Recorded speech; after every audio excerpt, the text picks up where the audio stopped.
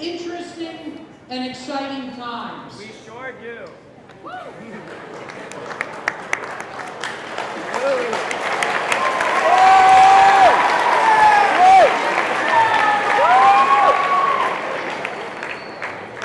So today is a first of numerous forums for you guys, and we want to just explain a couple of things. What we need to do at this time,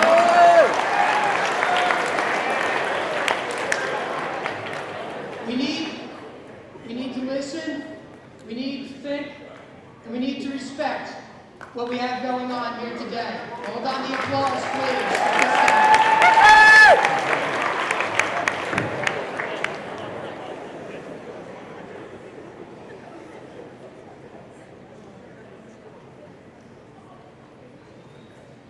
Again, we need to listen, we need to respect, we need to learn. We need to hold on the applause until the appropriate time. And this is important because this is a part of you, of what's going on in the future. See, many times we talk about things, and we talk about students at Central and Central High School, and then we look at the grander world. And there's two things I always say about Central students. And the first is that their education goes beyond the walls and the halls of the school. It is the greater community. And today, this is a part of that idea, that you're not just learning by somebody giving you notes in a classroom, but that you are learning by the process and understanding something greater, your civic engagement. This opportunity today is a key part to that. And that is a foundation of Central High School. The sophomore class pushed forth with this initiative. It was not me, it was not the teachers, it was the students, it was you. This is a part of what you can become. So that is why today is so important. The second thing I always say about Central students is that they always rise to the occasion. I always say that. You never, ever disappoint with that. And I ask you to do that today. It is important to understand your future and who you are. As the election process is going to take place, any election could be changed if the demographic of 18 through 25 voted more. Any election. So while you sit here today and you say this doesn't concern me, it absolutely does. So as we listen to our guest speaker, as we listen to the questions that you guys came up with, realize that it does pertain to you, that it is important, and that you guys are the key to this entire process. So again, that core value today of respect, listen, and learn outside the classroom is what this is all about. In a moment, I'm going to call up Matthew Blair, the sophomore class president. He's met with me for over 10 hours trying to organize these events for you guys. His class has been working tirelessly to make this happen. That's a huge thing. So when I call him, yeah, that deserves the applause.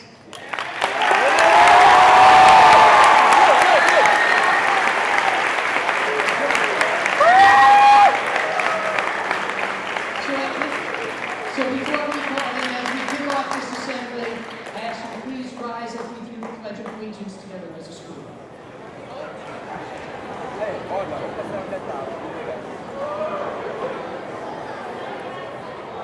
I pledge allegiance to the flag of the United States of America and to the republic for which it stands, one nation, under God, indivisible, with liberty and justice for all. Okay, please be seated. And the final two things I will say to you today. Here is Mr. Matthew Blair. Enjoy it and go Central Pride!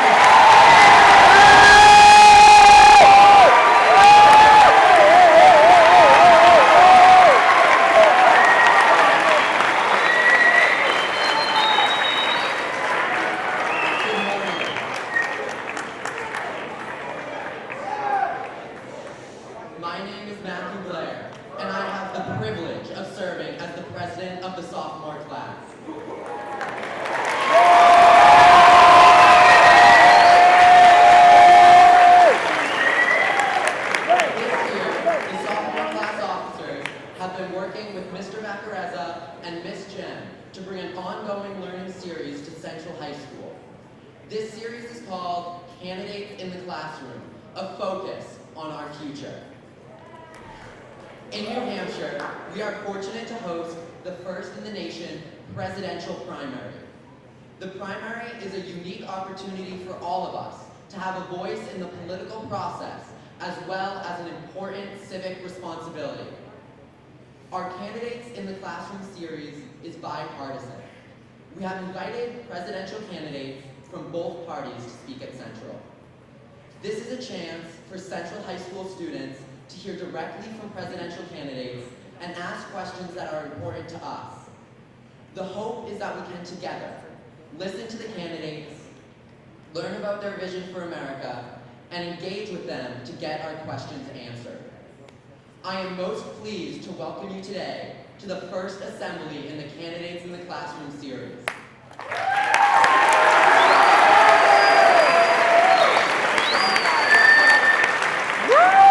would like to recognize today your sophomore class officers.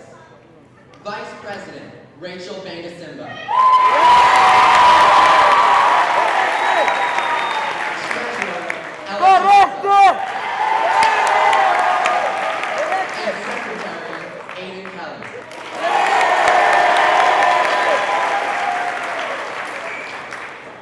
After we hear from the candidate, there will be an opportunity for questions from the students. With the help of Mr. McDonald, students in history classes have prepared questions for the candidate. We have questions from all grades and a wide cross-section of our student body. Today, we have the pleasure to hear from Senator Michael Bennett.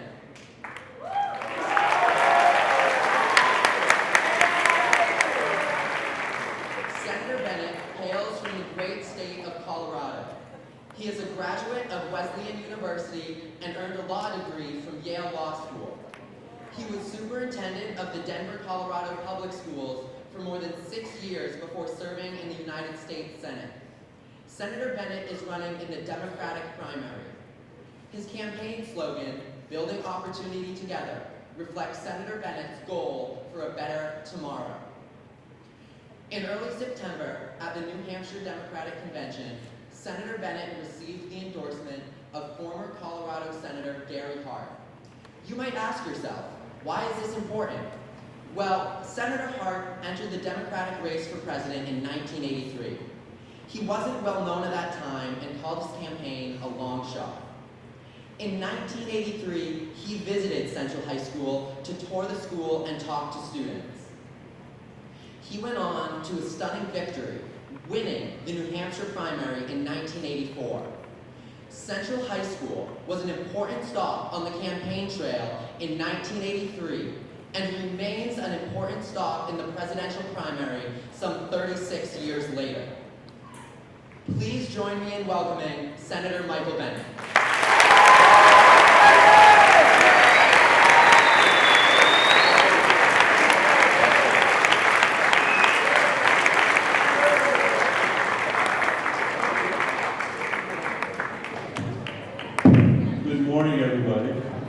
Matthew, thank you very much. Let's give a round of applause to the sophomore class. Great job. I'm grateful that all of you are here this morning and all of you are up here. My name is Michael Bennett. I've been in the Senate for about 10 years from Colorado. As Matthew said, before that, I was the superintendent of schools in Denver. My wife Susan and I have raised 3 daughters who are now 20, 19, and 15. I don't know what the 15-year-old is doing this morning, but after I'm done with this, that's the first thing I'm going to find out. Make sure she's sitting in school like you guys are all doing today. The reason I left business to go be the superintendent of schools in my community is that I think the most important thing that Americans can do for one another to be Americans is to make sure that the next generation of Americans has more opportunity, not less. And we are at risk right now, my generation is at risk of being the first generation to leave less opportunity, not more, to the people that are coming after us. When you consider how much student debt people have to take out to go to college, that's a story of less opportunity for the next generation. When you think about the amount of debt that we're putting on our government down in Washington because we are unwilling to make hard, difficult political choices and instead are kicking that debt into the future. That's a way in which we're leaving less opportunity for the next generation. When we're not investing in our infrastructure the way that we should be, our roads and our bridges and our school buildings in this country, the way that my parents and grandparents invested in this country, that causes a risk to your generation. And when we are not dealing as we should be with the climate crisis that our planet faces, and that there's the risk that by the time you get there to deal with it, that is a real risk for your generation. And so what I want to start this morning by saying, and I'm going to stop here in a second because I want to take the questions that you guys prepare, is that you need to get involved now. You can't wait. There's no reason to wait. As your principal said, you know, a lot of you are going to have the right to vote in this election because you're 18. But those of you that don't have the ability to vote have the ability to make sure that every single eligible person in this community who can vote actually does vote. And if I had to say one thing you could do between now and Election Day of 2020 to make sure that we're not leaving you in the lurch and that your future is brighter, is to organize other people to vote. Why not make Central High School a place where 100% of the people that are eligible to vote actually voted? Why not make Manchester a place where people that are between 18 and 25 vote in greater numbers and a greater percentage than any other community in the country? You could set out to do that project and you could lead the way. Because there is a tendency among people to say, let's leave this to other people. And what I'm here to tell you is you can't wait. You got to start now. You know, this high school was founded, I think, in 1849 is what I read this morning. Does anybody know that roughly right? I mean, that was only about 60 years after the Constitution of the United States was written. So there were people alive when this high school was founded that were alive when the Constitution was written. And the people who wrote the Constitution, some of them, weren't that far out of high school when they wrote the Constitution. The people that were involved in the revolution here in 1776, the founding of this country, a lot of them were sitting in the equivalent of this place not long before they were leading that revolution. So there isn't time for you to wait. You need to get involved now, and you might as well do it at this moment in time because literally, unlike any other high school population in the United States of America, you have the first primary in the entire country. And I think that you could create a model of involvement that high school students all over the country, including in my home state of Colorado, could look to as an example. So I hope you'll consider doing that. Thank you for having me here today. I'm very grateful that I'm your first candidate that's come. And with that, I'm happy to take whatever questions you guys have prepared.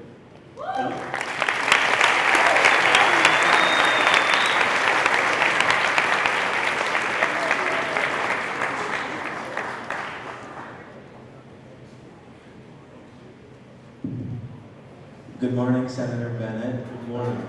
My name is Kellen Barbie. I'm a sophomore. My question to you is, you're a former superintendent of schools in Denver, Colorado, and education has been a key area of your career. In Manchester and around the country, schools are facing many problems, such as lack of proper funding, growing inequality, and the list goes on and on. As president, what will you do to address the gaps in student success and help students achieve the meaningful, adequate public education that we deserve? Thank you for the question. You know, I will, if I'm elected president, I will be the first president who's ever been a superintendent of schools. And I think that will be good because in the country today, for all the reasons he said, in too many cases, our education system is actually reinforcing the income inequality that we have as a country rather than liberating kids from it. And I think that every kid ought to have an excellent education no matter what zip code they're born into and no matter what their parents' income is that they make. We've had a campaign that's been dominated by the idea of free college among the Democrats, and I've got three different ideas. I think we ought to focus on free preschool to begin with, so that kids are actually prepared when they go to kindergarten. I don't know if you agree with that, but that's what I think.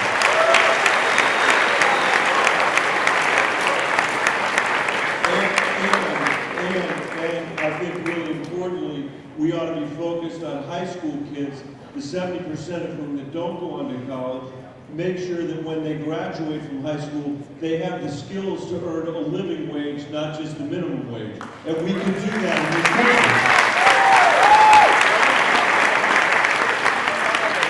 And then the third point I'll make on this is that we have to pay teachers like they're the professionals that they are in this country.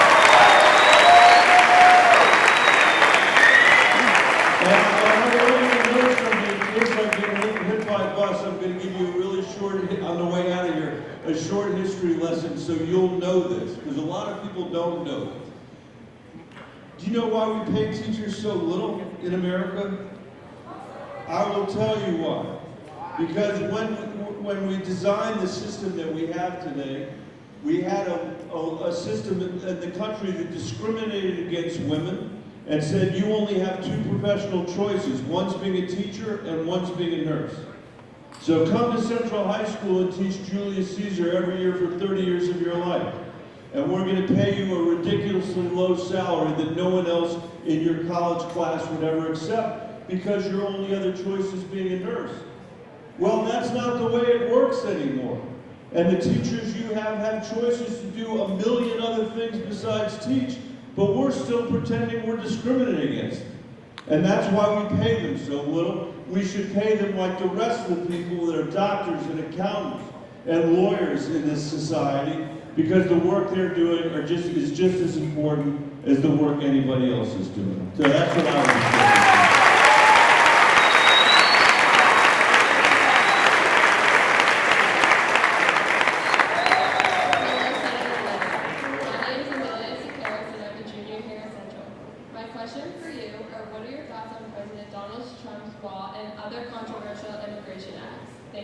So what are my thoughts on Donald Trump's wall and other controversial immigration acts? I don't support any of that stuff. I think he's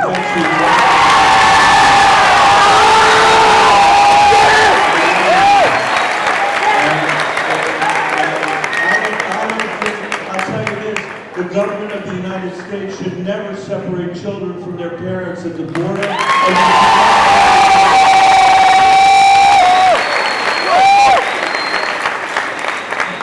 And the final point I'll make is this, you know, when I was the superintendent of schools, I had a lot of kids in my district who were born in another country but came here as children. And they got to the 9th grade and they realized that they weren't American citizens and they couldn't afford to go to college because we charged in-state tuition, out-of-state tuition for people that were undocumented. We got that law changed in Colorado so that they now get in-state tuition there. And in 2013, I was part of a group of people in the Senate that was called the Gang of Eight. It was 4 Democrats and 4 Republicans who wrote an immigration bill in the Senate. We spent 7 or 8 months together working on it. And that bill created a pathway to citizenship for the 11 million people that are here that are undocumented. It had the most progressive DREAM Act that had ever been written, was part of that bill. And the thing that Donald Trump seems to have missed is that we had a bill that had $46 billion of border security in it.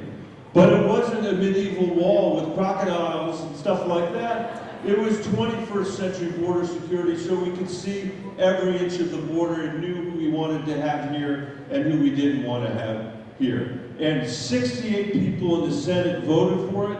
And unfortunately, it never passed the House of Representatives. If I were President of the United States, during the first 6 months that I was President, we would be passing that law and resolving these issues for the American people.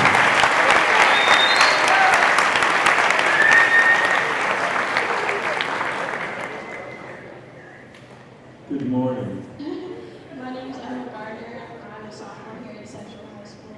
And my question for you is, why did you run for Senate and now President, and who or what keeps motivating you? I didn't hear the first part of it. Why did you run for Senate and now President, and who or what keeps motivating you? It's an easy answer for me, and you know I'm not pandering because I said it when I came out here to begin with. The reason I ran for Senate and now for President is that I believe it is the obligation of every single American to make sure there's more opportunity for the next generation. And what motivates me every single day are the students I used to work for in the Democratic schools and all of you.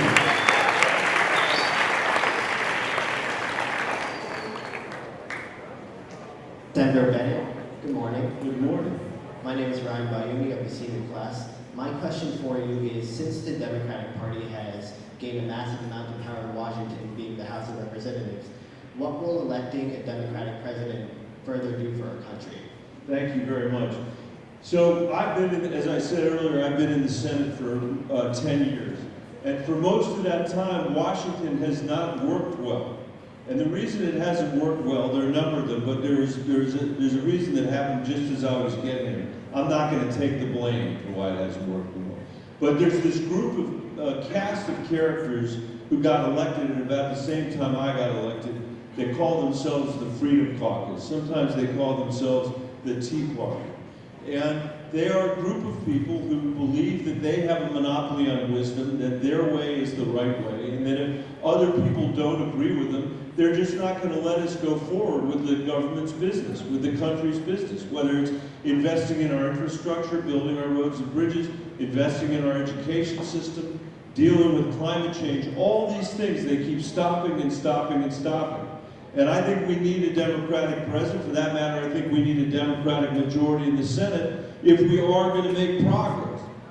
In the end, what we have to figure out is how to work together as Republicans and Democrats for the interests of the next generation of Americans.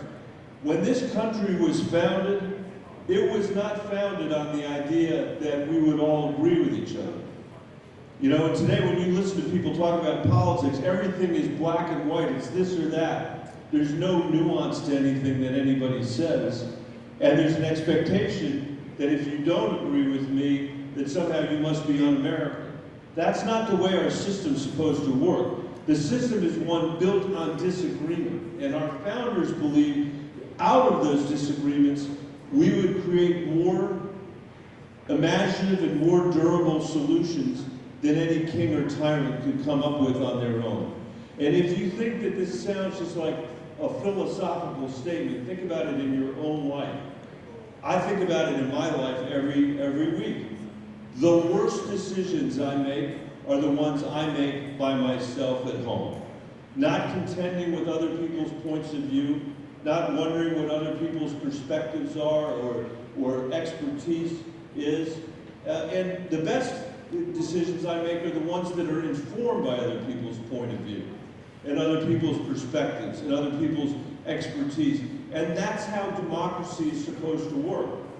That's how this republic of ours is supposed to work, and that's what we have to find a way to recapture, both at the local level in our government and also at the national level. So that's whether there's a Democrat or a Republican in the White House. That's something I hope for the future. Yeah.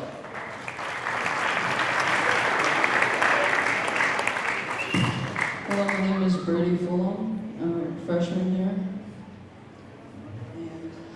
And my question is, what is your ideas for healthcare and how would you prioritize them? What are your ideas for healthcare and how would you prioritize them? Thank you very much. So, we are the only country in the industrialized world where families go bankrupt because of our healthcare system. We're the only country in the industrialized world where senior citizens have to decide between eating and buying their prescription drugs. And all of that has to change, I think.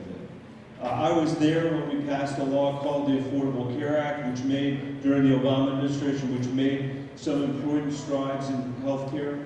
But I think we should finish the work that we started with the Affordable Care Act, and I have proposed the idea of a public option so that everybody in America can make a choice about whether they want to stay on the private insurance they have. If they like it, they can keep it. If they want to buy a public option for their family, they can buy that public option for their family. I also propose that the federal government should be required to negotiate drug prices with the pharmaceutical companies so we can lower the price of health care in this country. So those are my main perspectives.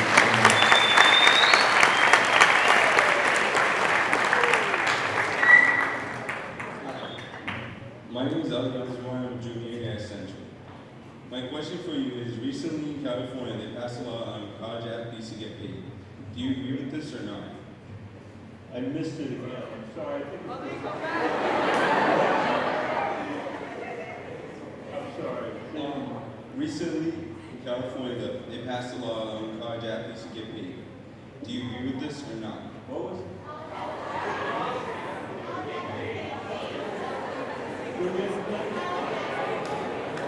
Oh, sorry. I couldn't hear it because of the speaker. I apologize. I have not looked at the law, the specific law. Where did you go, sir? But it's my fault because I couldn't hear the question. I haven't looked at the specific law, but I do think this. I think it's been deeply unfair the way college athletes have been exploited, that everybody else has made money off the college athletes except the college athletes. So I would entertain the idea of doing something differently, but I'd have to study that specific law before I have a good answer to it. I appreciate the question, and I'll go back and figure out a position and come back and tell you what it is.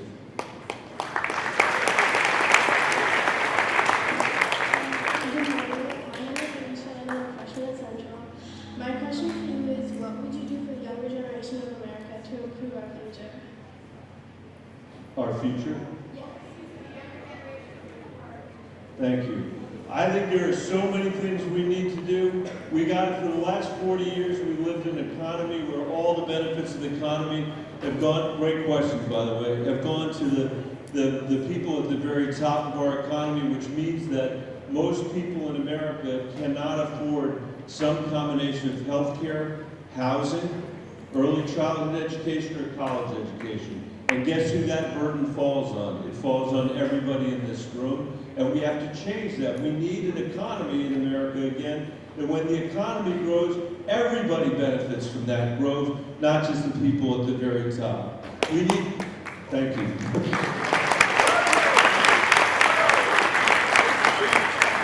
We need to do, as I said earlier, we got to improve our education system in this country so that everybody has the chance for a quality education, no matter where they're born and no matter what kind of money their parents had. Everybody ought to have access to free preschool, a great K-12 education. They ought to be able to graduate from college without any debt. And if they don't go to college, they ought to be able to earn a living wage. That's what I think the education agenda ought to look like for young people in this country.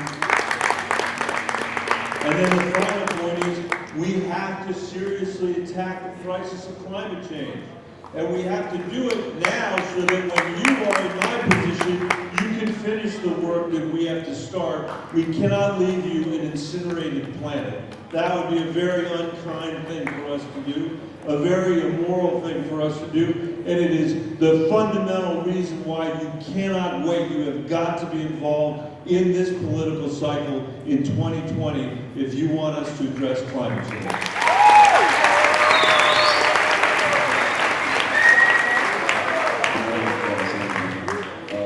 My question for you is, what are you going to do about the thousands of immigrants that were caught at the south of the border and being held in horrible living conditions?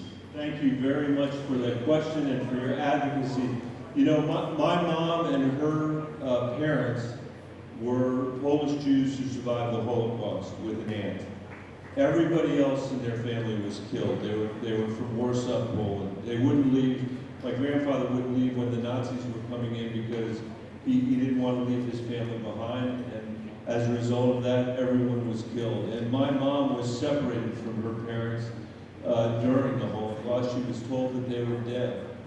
And after the war, they reunited. They spent 2 years in Warsaw, and then they went to Stockholm, and then they went to Mexico City for a year. And then they came to New York City, and this was the only country in the world where they could rebuild their shattered lives. And I have traveled all over this country and all over my state over and over again. I have never met people that have thicker accents than my grandparents had. And I've never met anybody who loved this country more than my grandparents did, who were greater patriots than they were. And they got a lot out of America, but they gave a lot to America too. And that's the way this is supposed to work in a nation of immigrants and in a country that's committed to the rule of law. Is that all right? A little. And I think that what we have to do is reunite every single kid with every single parent at the border of the United States.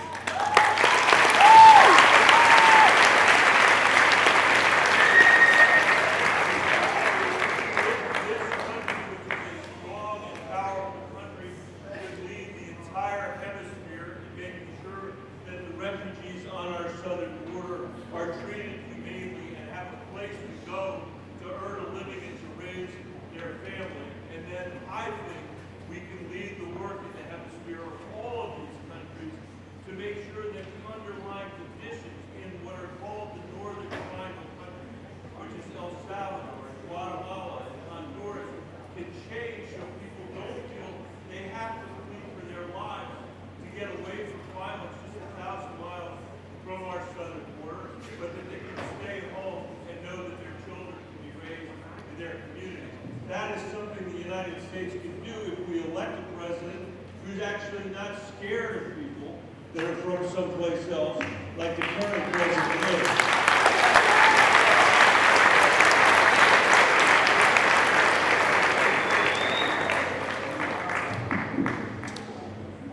Good morning, Senator Bennett. Good morning. My name is Will Scala, and I'm a junior here at Central High School. Last year, our entire school was affected by a shooting outside of our school, and we were locked inside for 8 hours. Do you think that the protocol that our mayor took was fair or good or in any reason? And should there be a protocol in school shootings for the future? Thank you. Thank you for the question. Thank you. Let's give a round of applause.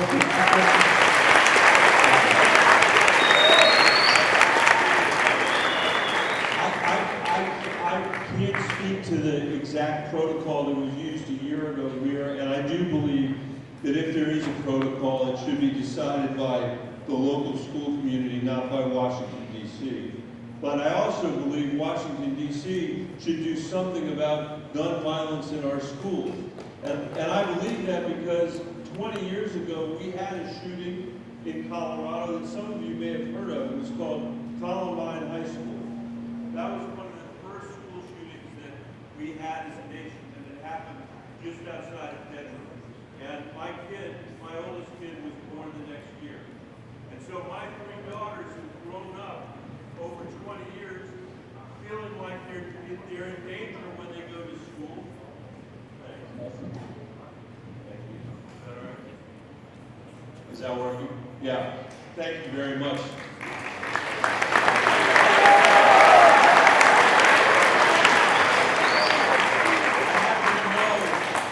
Not just the band teacher, but his family's from Denver, Colorado, so he took pity on me. They've grown up worried about what would happen as they went to school, but also with the knowledge that Washington has never done anything to fix the problem in the 20 years since Columbine. In Colorado, we passed background checks almost 20 years ago, which means that every year there are people in my state, which, as you know, is a Western state. It's a state that embraces the Second Amendment, the right to bear arms. But we didn't let that stop us from passing a bill that created background checks and that every year prevents people that are murderers or domestic abusers or violent felons from being able to buy weapons. And today, as we sit here right now, the House of Representatives has passed that bill, almost identical to the one we passed 20 years ago, and the Senate Majority Leader, who's a guy named Mitch McConnell, has refused to put it on the floor for a vote. I believe if it went to the floor, it would pass. And we've allowed special interests in Washington, like the National Rifle Association, to prevent us from doing the work that any high school kid in America knows we should do.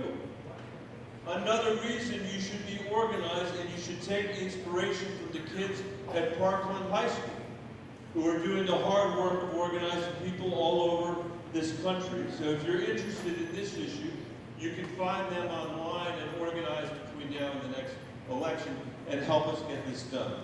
Thank you.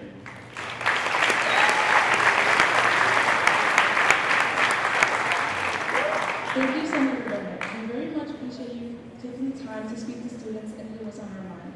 On behalf of all of us here at Central High School, small token of appreciation.